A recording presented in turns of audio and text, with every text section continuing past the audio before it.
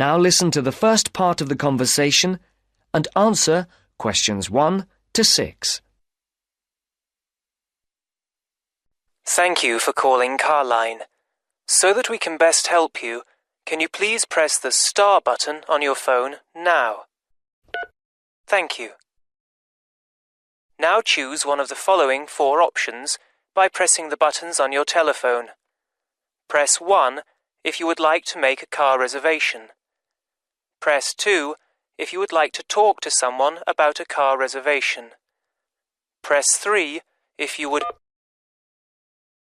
Please hold while we put you through to one of our assistants.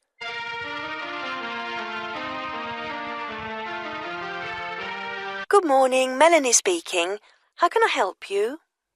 My name is Mr. Maxine, and I booked a car several days ago to be picked up from Heathrow Airport in London, and I'd like to change the booking. I see. Have you got a reference? Yes, I have it here somewhere on a piece of paper. Here it is. It's A for Alpha, C for Charlie, F for Foxtrot, Y for... Yeah. Yes. The number 15, 15, A for Alpha, and G for Go.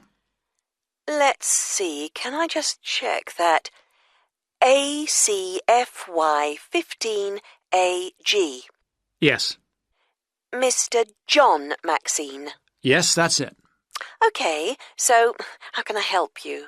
I booked a car for 3 days from this Friday at 6 p.m. to Monday at 6 p.m. Yes, a manual. I'd like to change it for a larger car and an automatic rather than a manual.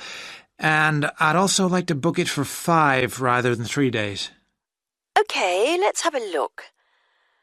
We have an estate which is automatic. Yes, that would be perfect. There is a difference in price, though. For the extra 2 days?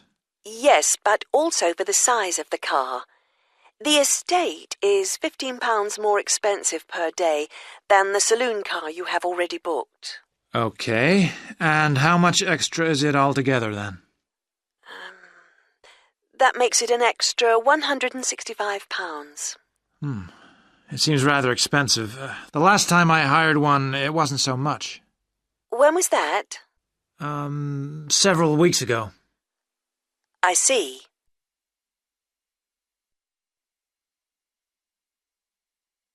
As you listen to the rest of the dialogue, complete the numbered spaces 7 to 10. Write no more than 2 words or a number for each space. Well, it's basically because the rates change daily according to the cars available. The estate is the last automatic we have for hire for that period. We have a manual estate which is cheaper, if that would help. No, it has to be an automatic. Okay. Shall I debit your card for the extra £165? Is it possible for me to pay the extra in cash when I pick up the car at the airport? I'm afraid that isn't possible, as there are no facilities for handling cash at that time of the day. That seems odd. It's because the money can't be banked in the evening, and for security reasons, no cash is held on the premises. Okay, you can debit my card. You'll have to give the number to me again. Isn't it logged on the screen? For security reasons, it doesn't come up on the screen when we look at the booking. Any changes, and it has to be entered again. I see. It's 3445 9911. 3445 9911.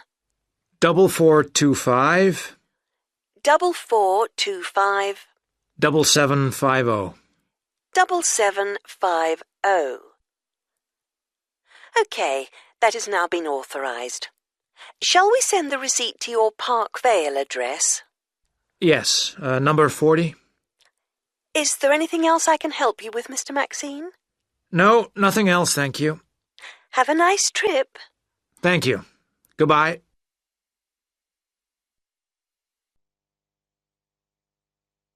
Now listen carefully and answer questions 11 to 15.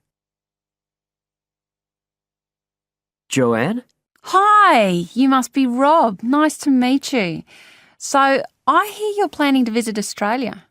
Yeah, and I really wanted to talk to you because I was thinking of spending some time in Darwin, and my sister told me you're from there. That's right.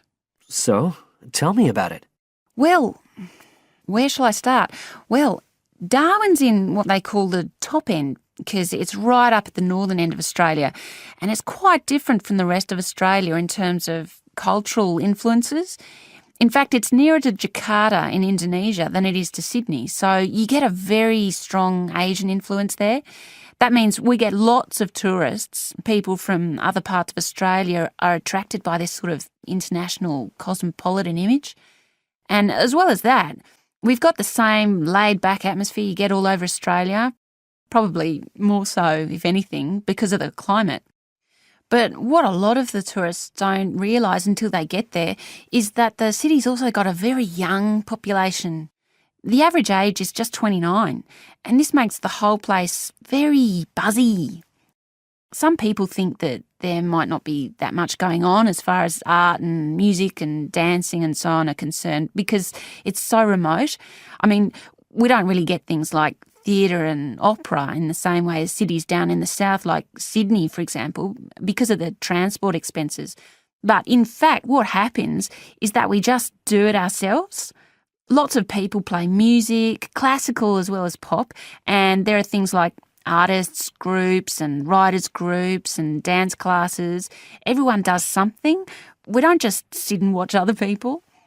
You said it's very international? Yeah, they say there's over 70 different nationalities in Darwin. For instance, there's been a Chinese population there for over 100 years. We've even got a Chinese temple.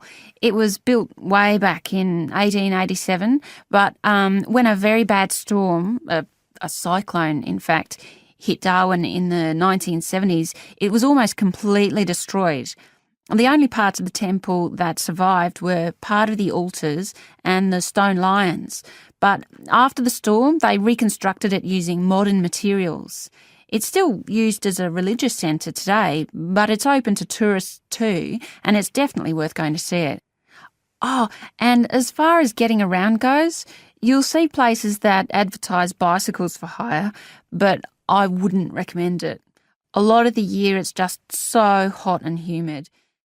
Some tourists think it'll be fine because there's not much in the way of hills and the traffic's quite light compared with some places, but believe me, you're better off with public transport.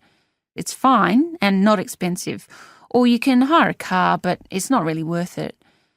What's the swimming like?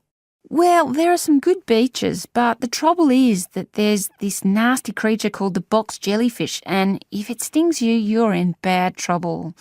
So you have to be very careful most of the year, especially in the winter months.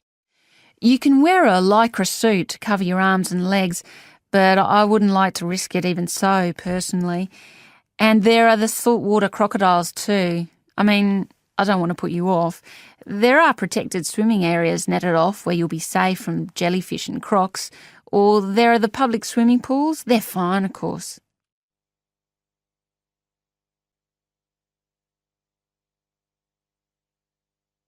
Now listen and answer questions 16 to 20. So, which places would you specially recommend? Well, one of the most popular attractions is called Aquascene.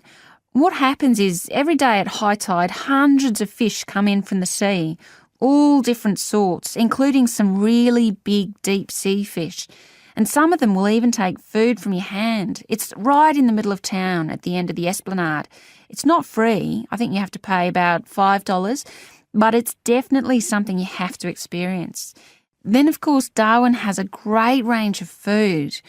Being such a cosmopolitan place, and if you don't have lots to spend, the best place to go is to Smith Street Mall, where they have stalls selling stuff to eat. There's all sorts of different things, including Southeast Asian dishes, which I really like. You'd think there'd be plenty of fresh fish in Darwin, as it's on the coast, but in fact, because of the climate, it mostly gets frozen straight away. but you can get fresh fish in the restaurants on Cullen Bay Marina. It's a nice place to go for a special meal, and they have some good shops in that area too. What else? Well, there's the Botanic Garden. It's over 100 years old and there's lots to see. An orchid farm, rainforest, a collection of palm trees, a wetlands area. You can easily spend an afternoon there. That's at Fanny Bay, a couple of kilometres out to the north. Then, if you've got any energy left in the evening, the place to go is Mitchell Street. That's where it all happens as far as clubs and music and things are concerned. You'll bump into lots of my friends there. Talking of friends, why don't I give you some email addresses? I'm sure they wouldn't mind.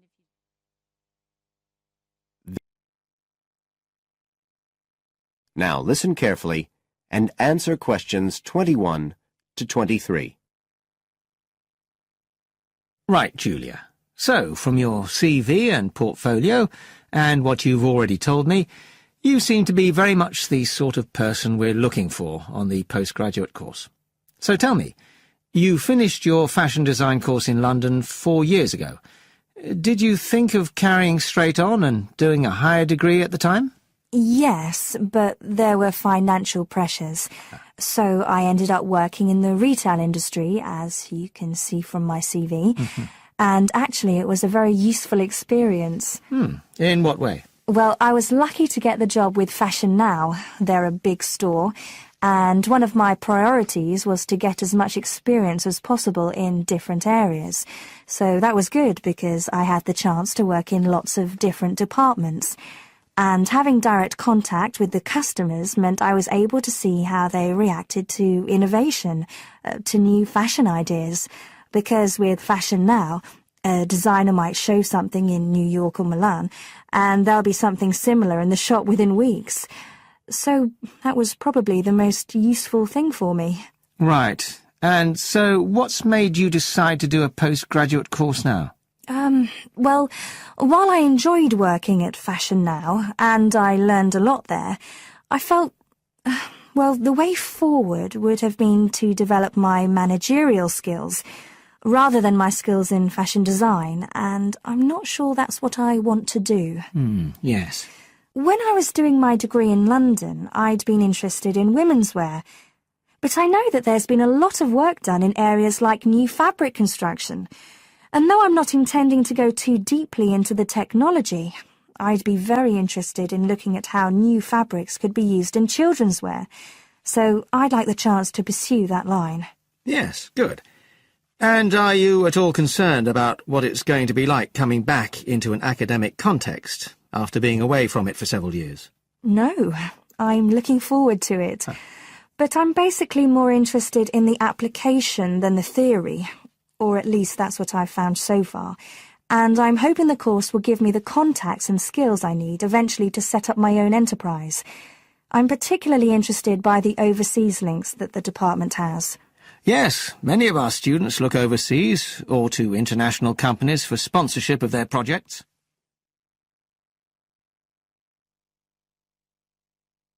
Now listen and answer questions 24 to 30.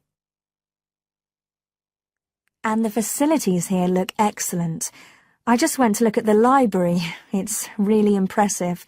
There's so much room compared with the one at my old university. Yes, most students find it's a good place to study. And there are link-ups to other universities, of course, and all the usual electronic sources. The staff run an information skills programme, which we recommend all postgraduates do in the first week or two. Design students find these special collections particularly useful. Yes. Then we have a separate computer centre, which has its own academic coordinator, Tim Spender. He's got a background in art design, and the ethos of the centre is that it's a studio for innovation and creativity, rather than a computer laboratory. Oh, right. I liked the study spaces where students can sit and discuss work together. Very useful for joint projects. We always had to do that sort of thing in the cafeteria when I was an undergraduate. And I read in the brochure that there's a separate resource for photography. Yes, it's called Photomedia. It's not just for photography, but things like digital imaging and new media. It's a resource for all our students, not just fashion design.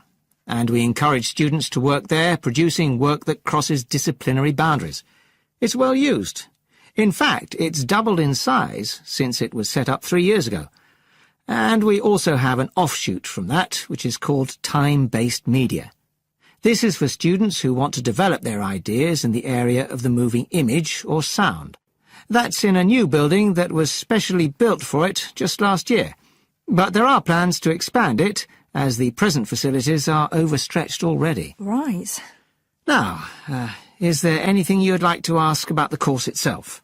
I know it's a combination of taught modules and a specialist project, but how does assessment fit in? Well, as you'd expect on a course of this nature, it's an ongoing process. The degree course has 4 stages, and there are what we call progress reviews at the end of each of the first 3. Then the final assessment is based on your project. You have to produce a report, which is a critical reflection on your work. And is there some sort of fashion show? There's an exhibition. The projects aren't all focused on clothes as such. Some are more experimental, so that seems more appropriate. We ask representatives of fashion companies along, and it's usually well attended. Right. And another thing I wanted to ask.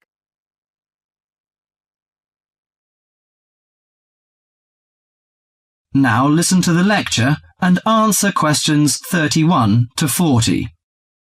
Today our guest is Joseph Parks, Medical Director for the Botany Department of Mental Health. He's going to give a lecture about the research on teenage brain. Good morning, everyone. Today I'm going to introduce the new research about adolescent mind, the teenage brain. How much do you know about that? Do you believe in brain scanning? Do you think we can judge whether a teen is normal or mentally ill? Or it's just another immature test? The new research shows a teen brain is in the middle of disordered changes. Those changes, scientists now believe, are so significant that they may reveal the mysteries of mental illness, explaining why some teens commit suicide, why others harm their classmates, and why some emerge later in life with mental disorders. The research looks forward to a day when teens could be tested for suicidal depression as easily as they are for heart disease. But there are signs that society and parents in particular would reject such a tool. Many parents question the validity of a mental health diagnosis. They fear that their children will be falsely tagged with a mark that he or she is abnormal. At the center of the debate is the teen brain, its confusing architecture, and the difficult question of what's typical in a teen and what's not. Under the old thinking, the adolescent brain was fully formed, needing only to be filled with facts, figures, and experiences to become an adult mind. At the same time, many people rejected the idea that young people were even capable of developing mental illnesses. However, the new research shows a teenage brain is an organ in transition. It has an unstable and vulnerable composition. The evolving teenage brain clearly isn't adult-like until the early 20s. If teens act young and stupid, it may be because brain areas that govern rational thought are not mature yet. All that is fine when the brain develops normally. But if the teen brain fails to successfully reinvent itself as an adult brain, mental illness may happen. Researchers increasingly believe if that process stops for some reason, teens are likely to develop mental illness. Early warning signs might be disregarded, as adults may think them the typical teen behaviors. Perhaps the chief hope of the new research is that it could make a difference for teenagers suffering from mental disorder and major depression. These can lead to suicide, which for years has been the leading cause of death for teens. Until recently, scientists couldn't peer into living brains to look for changes associated with normal development or mental diseases. That is beginning to change as researchers develop ever more sensitive brain scanners. However, the composite pictures are somewhat misleading. A snapshot of an individual brain may fall somewhere between normal and mentally ill.